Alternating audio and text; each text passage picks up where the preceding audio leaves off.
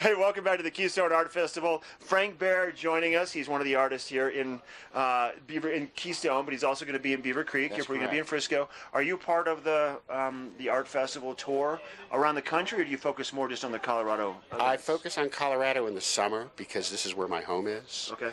But then in the wintertime, when there are not many shows here in Colorado, then I travel around to the rest of the country. So this is your full-time deal. This is what you do all the time. This is my full-time deal.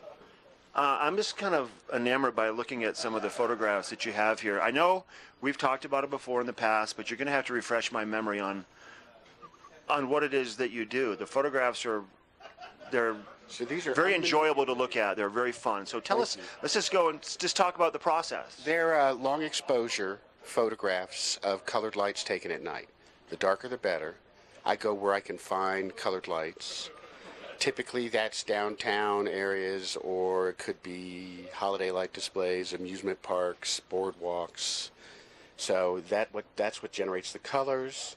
And then when you say slow exposure, like you open up the shutter and I open up the shutter, and I also have a handheld technique, and I keep the shutter open for 5 seconds or so, and that gives me these great pattern spreads. Do you have to hold that camera really still?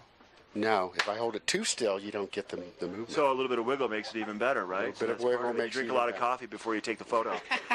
Yeah, it's true. Haven't had my coffee this morning, but... So these are all actual photographs that have just been manipulated a little bit, but they're they're not manipulated. But so what is that a photograph of? This is a photograph of a reflection of a Ferris wheel on water.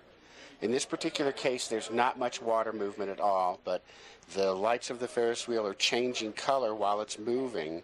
That's what's causing these colors to kind of blend in together and grade from one to the other. Do you work a lot with lights on water? I bet you that's probably one of the best Anytime mediums. I can find lights on water, I'm very, very happy.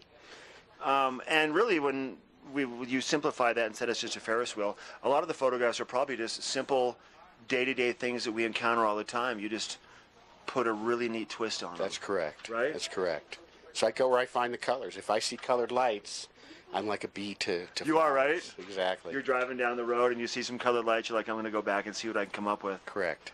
That's pretty neat. Do you ever find any opportunities like in the mountains up here?